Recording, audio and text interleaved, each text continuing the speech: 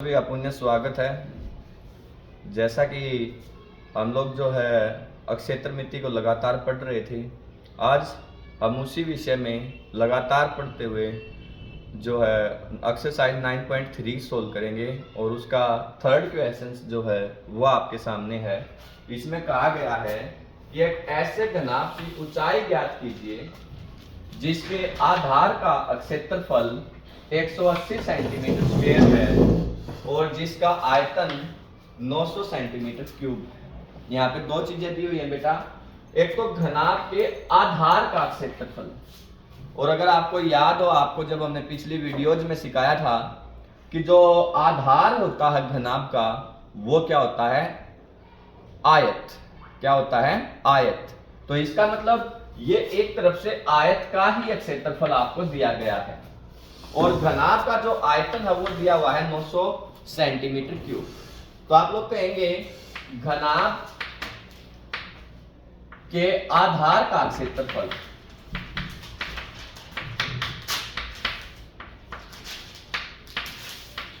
वो है 180 centimetre square.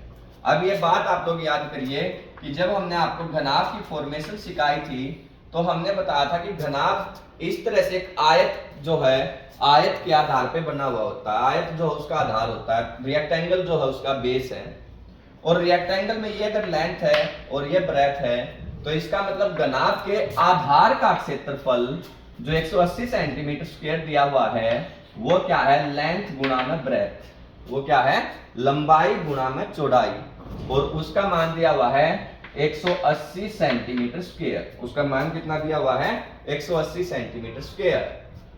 घनाभ का आयतन, घनाभ का आयतन वो क्या होता है बच्चों, लेंथ गुणा में ब्रेथ गुणा में हाइट, और वो आपको दिया हुआ है 900 सेंटीमीटर क्यूब, 900 घन सेंटीमीटर। तो अब देखो ध्यान से, तो लेंथ गुणा में ब्रेथ गुणा में हाइट, उसकी वैल्यू 900 सेंटीमीटर क्यूब दी हुई है, और इस लेंथ गुणा ब्रेथ, इस लेंथ गुणा ब्रेथ की वैल्यू 180 सेंटीमीटर दी हुई है। तो इसका मतलब ये क्या है, 180 सेंटीमीटर स्क्वायर गुणा में h बराबर है 900 सेंटीमीटर क्यूब। तो यहां से अगर हम h निकालेंगे तो आपको पता ही है, अगर इधर मल्टीप्लाई में है तो इधर जाके डिवाइड करेगा, तो ये क्या आ जाएगा, 900 सेंटीमीटर क्यूब बटे में 180 सेंटीमीटर स्क्वायर। तो इससे ये कैंसिल हो जाएगा, स्क्वायर से जो है क्यूब में इस पावर को माइनस करेंगे तो एक बचेगी, 3 में से 2 करेंगे, 0 से 0 गया, 18 5 90, तो h आपके पास आ जाएगी 5 सेंटीमीटर। यही हमने निकालनी थी। इसने पूछा घनाभ की ऊंचाई ज्ञात कीजिए, तो आप लिखेंगे घनाभ की ऊंचाई वो आपके पास क्या आ जाएगी, 5 सेंटीमीटर। घनाभ की ऊंचाई आपके पास क्या आ जाएगी बच्चों, 5 सेंटीमीटर। भाई और कट गया। तो सेकंड क्वेश्चन आपके पास है बेटा, इसमें यह कहता है कि एक घनाभ की विमाएं 60 सेंटीमीटर गुणा 54 सेंटीमीटर गुणा 30 सेंटीमीटर है। इस घनाभ के अंदर 6 सेंटीमीटर भुजा वाले कितने छोटे घन रखे जा सकते हैं।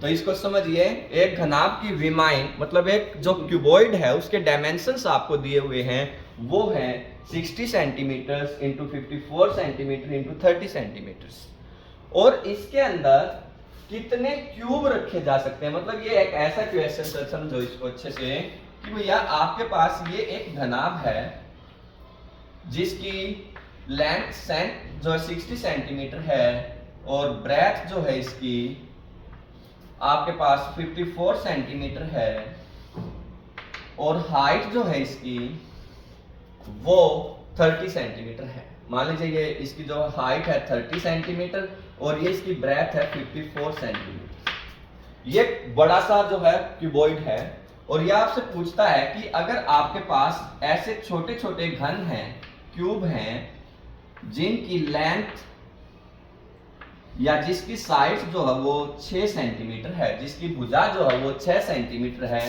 ये 6 सेंटीमीटर भुजा का एक घन है, तो ऐसे कितने घन, छोटे छोटे घन इसके अंदर रखे जा सकते हैं, जो स्मॉल टाइप ऑफ क्यूब्स हैं वो कितने इसके अंदर रखे जा सकते हैं, हमने ये फाइंड आउट करना है। आई थिंक क्वेश्चन आपको समझ में आ गया होगा। अब देखते हैं इसको सॉल्व कैसे करेंगे। आप लिखेंगे बच्चों घन की विमाएं,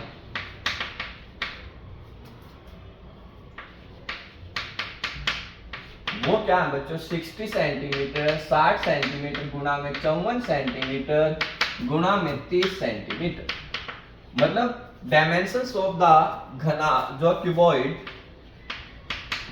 डायमेंशंस ऑफ द क्यूबॉइड वो आपके पास है 60 centimetre into 54 centimetre into 30 centimetre.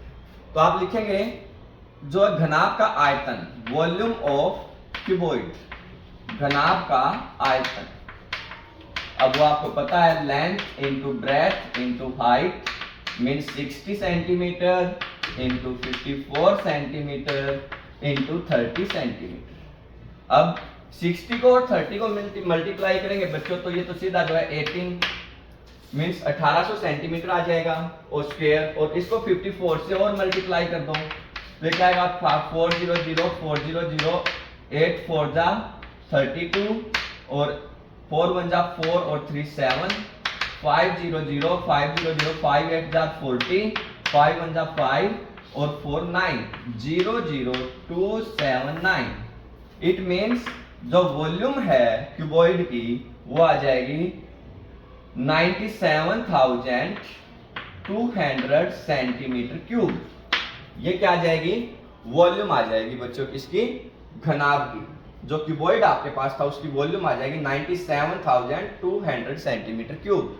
अब इसने पूछा था कि ऐसे छोटे घन जो क्यूब है वो कितने रखे जा सकते हैं, तो आप लोग क्या करेंगे, इस घन की, इस क्यूब की भी वॉल्यूम फाइंड आउट करेंगे, इसकी भी जो है आयतन निकाल लेंगे, और कितने रखे जा सकते हैं उसके लिए क्या करेंगे, जो घनाभ का आयतन है उस घनाभ के आयतन को घन के आयतन से डिवाइड कर देंगे। तो आप लिखेंगे घन की भुजा वो कितनी दी है बच्चों 6 सेंटीमीटर, तो घन का आयतन आप सबको पता है L की क्यूब होता है, L की क्यूब मीन्स भुजा की 3 सेंटीमीटर क्यूब, तो 6 की पावर 3 वो आप सबको पता है 216 सेंटीमीटर क्यूब आ जाएगा। तो आप लिखेंगे कुल घनों की संख्या,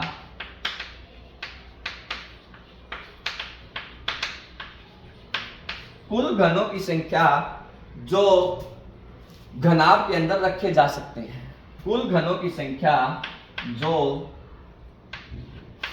घनाभ के अंदर रखे जा सकते हैं,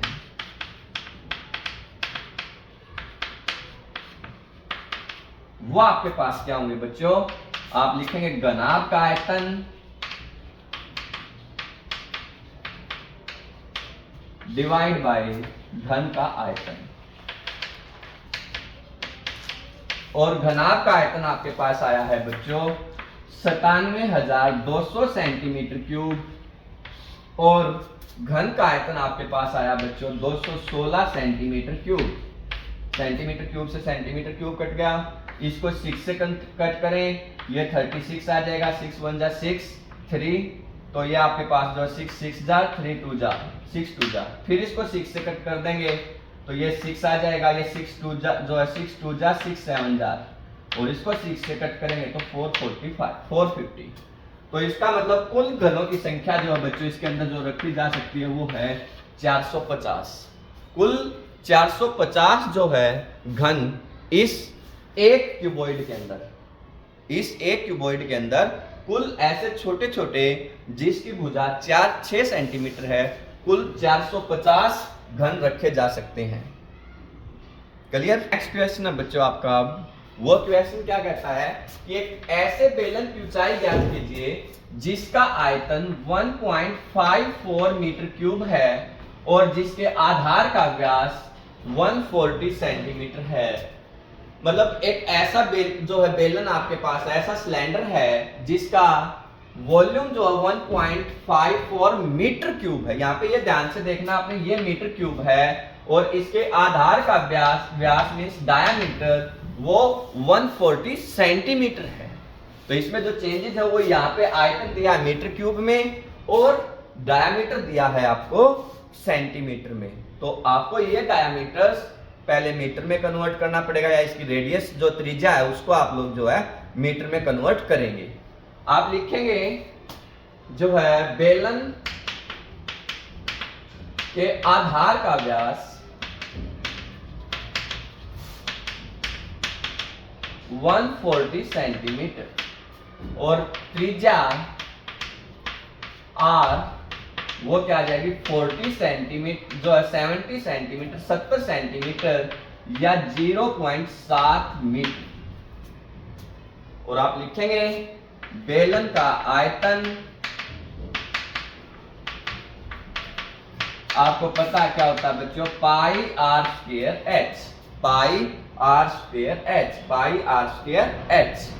अब इस आयतन की वैल्यू दी हुई है बच्चों 1.54 मीटर क्यूब। क्या दी हुई है बच्चों 1.54 मीटर क्यूब और पाई आर की वैल्यू आपके पास होगी 0.7 का स्क्वायर इंटू एच।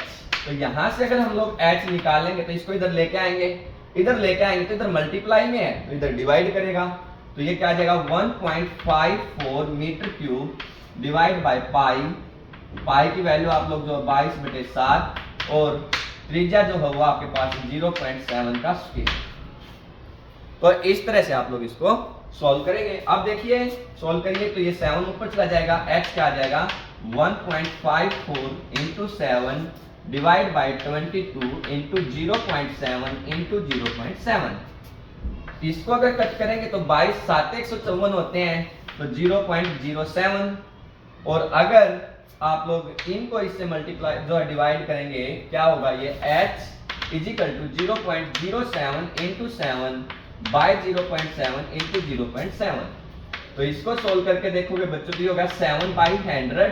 इन 2 डेसिमल्स को अगर रिमूव करेंगे हम लोग हटाएंगे तो बाय में 100 लिखना पड़ेगा इंटू 7।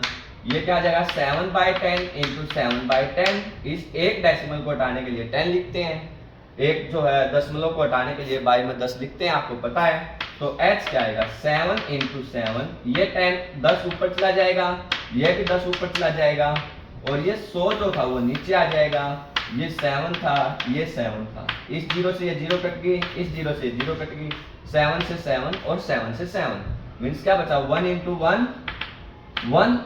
तो इसका मतलब क्या हुआ बच्चों कि जो इस बेलन है जिसके आधार का व्यास 140 सेंटीमीटर था और जिसकी जो है आयतन 1.54 मीटर क्यूब था, उसकी हाइट 1 मीटर होगी।